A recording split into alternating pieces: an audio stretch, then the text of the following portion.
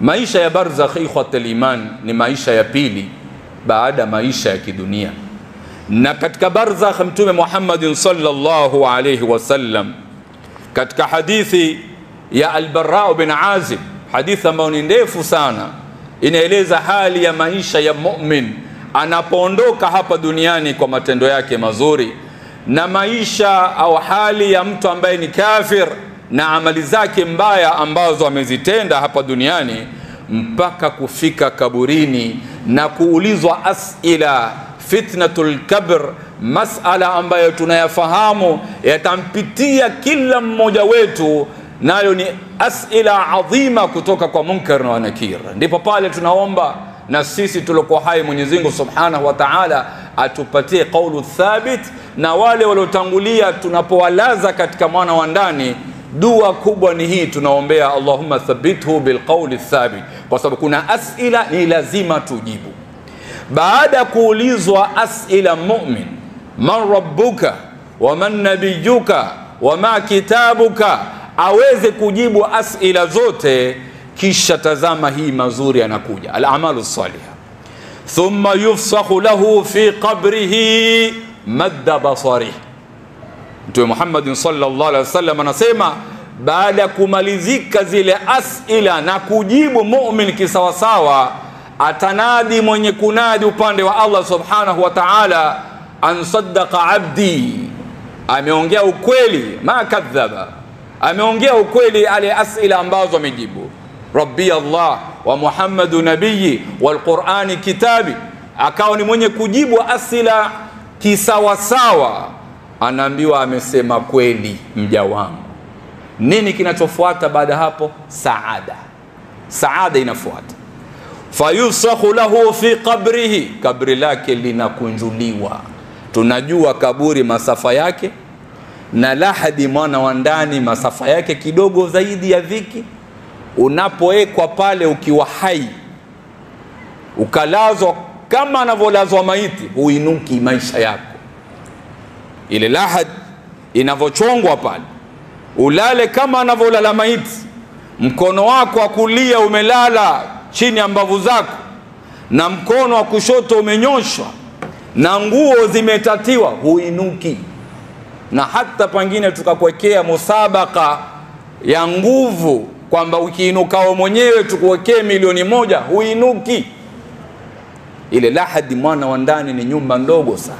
Neema ya kwanza inaanza hapo. Thumma yufsahu lahu fi qabri, kabri linakunjuliwa sana mpaka upeo wa mwisho wa macho yake, anaona wapi? Ndio upana wa kabri lake. Hii ni saada ya kwanza.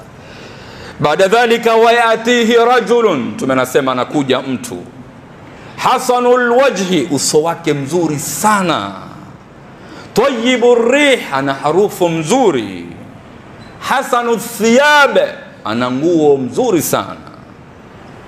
Mtu mzuri, uso wake mzuri, harufu mzuri, ananukia mawardi, maudi yale hali ya juu ya kifahari, yeye mwenyewe anang'ara vizuri, na nguo safi kabisa, nguo nyeupe kabisa. Yule mu'min kwa furaha zake atauliza kwa haraka kumwambia, faman ant, wewe ni nani? Fayaqulu, atasema, ana amaluka salih, mimi ni amali yako njema, si mtu mimi.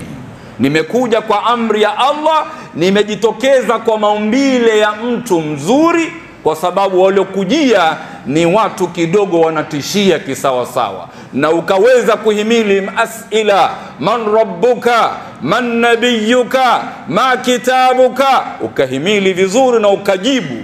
Sura zao wale sio kama zangu. Mimi nimekuja kwa sura zingine, tayari nikikupa bishara ya mazuri. Ndipo pale amwambia, man anta, ni nani wewe? Akamwambia, ana amaluka salih, mimi ni amali yako njema. Hii ni saada katika maisha ya kaburi. Lakini imeletwa na nini saada hii? Na al-a'malu salihah, amali njema. Ndio tukasema amali njema ndio saada yako ya hapa duniani na kesho akhira. Kwa mazuri uliyotenda hapa duniani, ndio tayari katika kaburi unaona mazuri. Kisha akazidishiwa, wa yuftahu lahu baban ila aljanna, anafunguliwa tayari mlango wa peponi, kwamba hiyo ndo njia unaiona na harufu inampiga ya pepo. Ndipo pale muumini maneno yamtoke na yeye uko katika maisha ya barzakh akisema ya rabbi aqimis saa, ya rabbi aqimis saa, simamisha kiyama kwa haraka, mbona tunachelewa, nataka niende nikaone ahli zangu na mali yangu huko. Hayo makelele yametoka wapi? Hatuyasikii ikhwatal iman. Ni makelele ya hali ya juu, anatoa kumwambia Allah simamisha kiyama sasa hivi, katiza maisha ya walioko duniani, wanatuchelewesha hao, kwa furaha ya mazuri aliyoyaona. Amtazame na huyu mwingine kwamba amali ikiwa ni mbaya hakuna saada duniani na maisha ya barzakh na kesho akhira. Anapoulizwa asila anasema ha la adri. Anaulizwa man rabbuka, ha la adri. Man nabiyuka, ha la adri. Kashindwa kujibu asila zote. Inaofuata si saada, ni iqab. Wayudhrabu bimidharabatin, tapigwa kwa nyundo mzito. Mtume anasema katika hadithi, sauti ya makelele yake hakuna kiumbe yoyote anaweza kusikia isipokuwa wanyama. Na lao sauti penye katika michanga ya kabri itoke sauti ya ile ha la adri, na sauti ya kupigwa nyundo ya adhab, Mtume anasema wangeangamia, wangekufa, wangezimia wote walioko katika ardhi kwa sauti ya mmoja tu. Walau sami'aha la sa'iqa, lau wanadamu wangesikia sauti ile basi wangekuwa ni wenye kuzimia. Imesababisha ni nini? Al-a'malu sayyi'a, amali mbaya. Kwa saada ikhwatal iman iko katika amali njema. Allah subhanahu wa ta'ala anatuambia wabashiril ladhina amanu wa amilus salihat, wapeni bishara njema wale walioamini na wakatenda mazuri. Anna lahum jannatin tajri min tahtiha al-anhar, kwamba wana mabustani, wana pepo ya Allah ambayo chini yake inapita mito. Kullama ruziqu minha min thamaratin rizqa qalu hadha alladhi ruziqna min qabl. Tazama, kila wanapopewa mazuri, matunda, neema mbalimbali, wanasema hizi tumeahidiwa na Allah subhanahu wa ta'ala kitambo.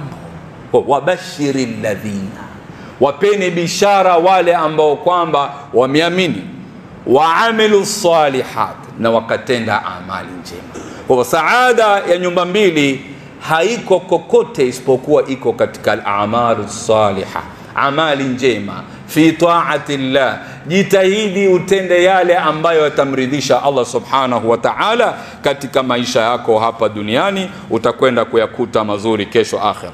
Vile vile soma aya Mwenyezi Mungu subhanahu wa ta'ala, innal ladhina amanu, hakika wale ambao wameamini, wa amilu salihat, na wakatenda mazuri, wa aqamu ssalata, na wakasimamisha swala, wa atu zakata, na wakatoa zaka, lahum ajruhum inda rabbihim, wana malipo matukufu mbele ya Mola wao, wala khawfun alayhim wala hum yahzanun, hawana hofu wala hawana huzuni, wako katika maisha ya furaha, maisha yenye bahja, maisha yenye kuridhia nafsi. Imesababishwa na mwanzo wa aya ikisema amanu wa amilus salihat, innal ladhina amanu wa amilus salihat. Kwa hiyo tunapata al-amalu salihah ndio kila kitu katika maisha bora ya hapa duniani na kesho akhira. Na Allah subhanahu wa ta'ala anatueleza kwa matendo yetu tunayotenda tunakhtalifiana. Kuna anayetenda mazuri, kuna anayetenda mabaya, na yale ambayo ni mazuri Allah subhanahu wa ta'ala ashahidi kuwa ni mazuri. Tazama katika suratul Layl, Allah anatuambia inna sa'yakum la shatta, hakika matendo yenu yanakhtalifiana, kila mmoja hufanya kwa juhudi yake. Kuna yule ambaye bidii yake ni hali ya juu, na kuna yule ambaye ni wakati na kati, na kuna yule ambaye amelala kabisa. Kisha Allah kasema fa amma man a'ta, hakika yule mwenye kutoa, wattaqa, na kamcha Allah subhanahu wa ta'ala, wasaddaqa bil husna, na kayasadikisha yale mazuri katenda duniani, na akakubali mbele ya Allah subhanahu wa ta'ala, nitakwenda kulipwa juu ya matendo haya mazuri nayoyatenda, basi Allah anasema fasanu yassiruhu lilyusra, mambo yake tutamfanyia mapesi, sahali. Hiyo ndo saada, kwa sharti a'ata wattaqa wasaddaqa bilhusna, anatoa kwa ajili ya Allah, anamcha Mungu, amali njema hizo, anayasadiki yale mazuri aliyoahidi Allah subhanahu wa ta'ala, anayasadiki yale matendo anayoyatenda atakwenda kulipwa mbele ya Mwenyezi Mungu subhanahu wa ta'ala, hizi ni amali njema, basi Mwenyezi Mungu atamnyoshea mambo yake kuwa sahali. Mtazame wa pili, wa amma man bakhila wastaghna, ama yule ambaye mkono wake amefunga atoi, ni bakhili. Wastaghna, ana akajitosheleza, akaona yeye hamuhitaji tena Allah wala hamuhitaji yoyote. Wakadhaba bilhusna, na mazuri yote akayakanusha. Allah anasema fasanu yassiruhu lilusra. Kwa hivyo saada ni mimi, nyumba ya dunia, nyumba ya akhira, na nyumba ya akhira mwanzo wake ni maisha ya barzakh, na saada yake iko katika sehemu moja tu, al-a'malu salihah, amali njema. Ndipo pale Mwenyezi Mungu subhanahu wa ta'ala, makasidi ya kumuumba mwanadamu ni kumwabudu Allah, na mwanadamu alipoonekana kuwa yeye ni mtu wa kujisahau, ibada haitekelezi inavyotakiwa, Allah akamwekea umauti na uhai kumkumbusha atende mazuri, pale aliposema tabarakalladhi biyadihi almulk wa huwa ala kulli shay'in qadir alladhi khalaqa almauta walhayata liyabluwakum ayyukum ahsanu amala. Kumewekwa uhai, kumewekwa umauti kwa sababu Allah anatujaribu na kutupatia mtihani, ni nani katika sisi atatenda amali njema. Kwa hivyo hii ni moja ya strategies Allah ameziweka kumsaidia huyu aliambiwa ma khalaqtul jinna wal insa illa liya'budun, akijua kuna umauti na uhai ni wa Allah subhanahu wa ta'ala, wakati wote ataukabidhi, basi atasimama imara kutengeza amali zake njema. Kwa hivyo saada ikhwatal iman inapatikana katika amali njema. Simama kutekeleza ibada kisawasawa, tekeleza amali njema mbalimbali, zile za faradhi na zile za sunna. Ikiwa umeafikiwa, basi utakwenda kukuta maisha yako mazuri. Kwanza ni hapa duniani, kama alivyosema Allah Mwenyezi Mungu subhanahu wa ta'ala, atakunyoshea maisha mazuri. Wala usitie shaka, wala usiwe na dhanna mbaya na Allah akasema basi mbona mimi alhamdulillah swala kwa wakati najitahidi, lakini maisha yangu hayajanyoka. Ina maana wewe tafsiri saada ni kuwa na nyumba mzuri, saada ni kuwa na mali. Kwa hivyo unarudi kule kule katika tafsiri ya kimakosa ya saada. Saada sio kuwa na maisha mazuri kwa maana nyumba mzuri, mke mzuri, una mali.